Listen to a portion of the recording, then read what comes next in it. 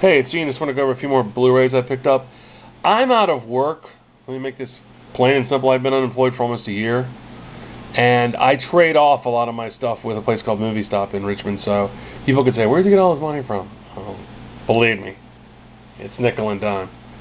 The first one is what I consider one of the great John Huston films, and one that a lot of people haven't seen, called The Man Who Would Be King, based on the Kipling story. Sean Connery, Michael Caine, and Christopher Plummer. That pretty much should sell you. Again, it's one of these my least favorite things, the books. As you can see, it never did. At least it's on Blu-ray and it looks nice, so that's all that counts. You can see the book, it's really nice. Even though I don't, like I said, I've said this before, I think they use the booklet to sell, to make it more money. But in this case, it was a trade-in, and this is a phenomenal film about two con men who basically take over this small country, and chaos ensues. Great movie. If you haven't seen it, you're missing it. It's an all-time classic. Here's one that I know Rob has. The Outlaw Josie Wales. I think Eastwood's best Western, and I'm even saying that above Good, the Bad, and the Ugly, even though that's going to drive all you guys crazy. And I'm not talking about Sergio Leone, I'm talking about Clint Eastwood. So Leone's, that's his greatest film, in my opinion, yeah. But this is Eastwood's best Western, the one he directed. I don't think Eastwood's ever stopped this. I don't think Unforgiven even comes close. Even though this is kind of the same character, The Unforgiven is this kind of character a couple years later. But it's one of his most fluid ones. It moves well. It's a great film. It's one of my favorite movies by him. That's me peeling off a sticker. I have and the next one would be Planet of the Apes. This is beneath the Planet of the Apes, which is the first one after the original. I do have Planet of the Apes on Blu-ray also, which is fantastic. And by the way, if you're even remotely a fan of Planet of the Apes, the Blu-ray is well worth the price, because you get like 4 or 5 hours. You get that long documentary that they made also on there, which is absolutely great. So you must pick that up if you're even remotely a fan. This is the second one. Charlton Heston's not in it for more than about 10 minutes. And then James Franciscus, who, if you were around the 70s, know who he is. But I like this one. I thought this was kind of weird and offbeat, but I like the second one a lot. It's a good flick. And they have all of them out on Blu-ray, with the new movie coming out, which I'm not going to go see because it's going to be stupid.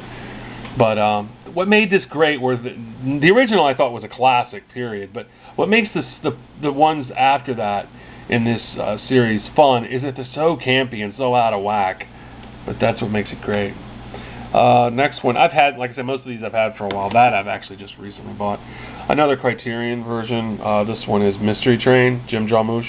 Probably my favorite Jim Jarmusch movie. But God, I loved Ghost Dog. I loved Down by Law. So yeah, he's one of my favorite filmmakers. But this is a great movie. It's got Screaming Jay Hawkins in it. That's Joe Strummer. I mean, that enough is worth the buy there. And you hear Tom Waits in the film. Criterion put this out. This looks fantastic, and it really there's a little few documentaries, and then there's I believe Jim Jarmusch does the sound talks over it. It's like a record. There's the booklet. See, he's got Stax and Sun Records in there. He kind of does it like they did those posters in the 60s. A really good booklet in this one, actually. I'm not that booklet crazy, but that's if you haven't seen it, it's great. I mean, I love the music from Memphis. I'm a huge Elvis fan. Love Big Star, all that stuff that came from Memphis, all that Sun stuff. So, and apparently so is Jim Jarmusch, which is great stuff. The next one is, and I think Rob's going to agree with me on this one too. This may be the best documentary ever made. Crumb, which Criterion put out, and I ran out. I was working at the time when this came out, I believe, or had money. Oh man, I bought it the second it came out. It's just one of my all-time favorite movies. And they've added footage to it and everything. Again, it's Criterion. They've added footage to it. My chubby hand can get out of the way. And then which is actually kind of cool about this. You have to see this. This is awesome. There's you see what's his name leaning over the director Terry leaning over Crumb there. That's a kind of cool picture. And then there's a talent test that they had taken when they were kids, and they include the booklet in here. I don't know really what this means. It must be the drawings that they did. Here's the drawings. You know, back then you would have to draw the guys, and look what they drew, like a naked woman tied up. I mean, I think this might be his brother's drawings here. I don't know if it's that or Crumbs or not. That's definitely his brother's drawing there. Drawing with a lot of lines, if you remember the film. Comes, of course, with a great booklet. A lot of Crumbs stuff on there. Huge fan of Crumbs. A friend of mine is a guy I used to hang out with. I haven't seen him in years. I guess I could call him. Said that Crumb was nothing short of a genius, and I tend to agree. But that's neat. I thought it was cool what comes with that. That's actually kind of a cool movie. Oh, Crumb's just trying to get the stuff back in here. Now it's done. Good. The next one is Blade Runner. This is the 5-disc complete collection on Blu-ray. As I said before, Blu-ray is really the kind of way I'm going. Even though I don't have a high-def television yet, I'm still buying Blu-ray. And it makes my dreary little... Well, it's not a dreary little television. It's a big television, but it makes it look a lot better. And what can you say about Blade Runner? It's got 5 discs, and it's got every imaginable thing you can think of on it. It did come out as a big box set with a lot of stuff in it, but they narrowed it all down, made it relatively cheap. I think I paid $20 for this. And it's the 5-disc set, so it's a fantastic movie. The Workman. I haven't seen any of the cuts on it except the one they released a few years back, which I saw that one. What can you say, Blade Runner? My God, if I have to explain Blade Runner to you, you're in trouble.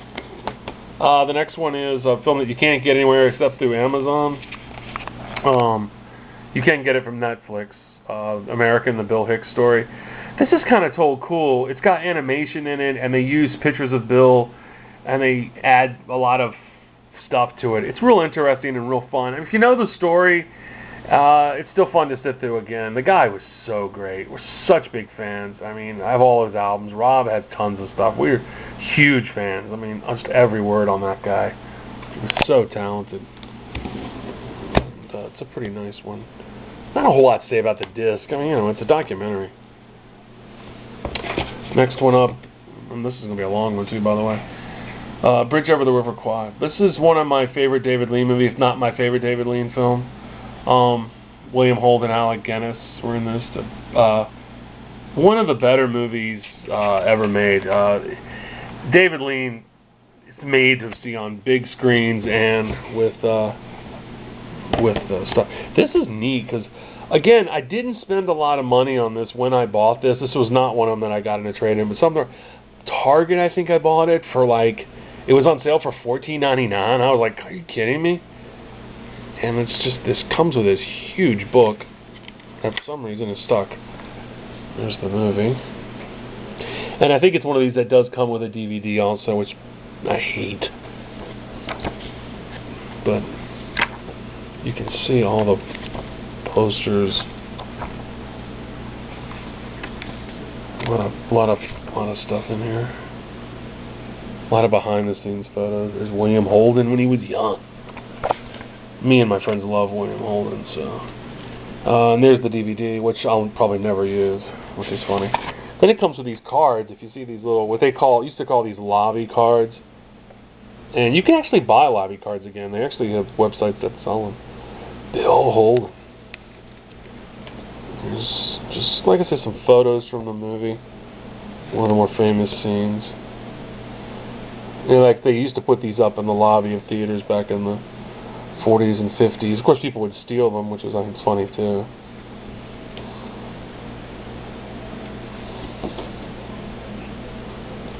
This was really one of William Holden's biggest films up until that time. Of course, I always thought his 70s work was great. And the story behind this was a lot more religious than I had ever imagined. My dad was telling me that it was very much Christian guys, and it really wasn't as what you think. The film was more, did some of that stuff for entertainment, but real interesting backstory if you ever get a chance to read about it. Tons of special features. They did redo it just for just for the Blu-ray, which I thought was cool. Oh, and this is running out of time. This I did buy when I got my tax returns. It's the Dragon Tattoo trilogy. You can see it switching. These are the foreign films, and they are absolutely, positively phenomenal. They're all really good. The first one being the best, second one being second best, third one, it goes like that, kind of like The Sopranos, where the first season was the best. But these are fantastic. The box is really cool. It comes with an extra disc, and each one does have the thing on, which is actually kind of cool. I'll just throw them out. There's some sort of bonus disc.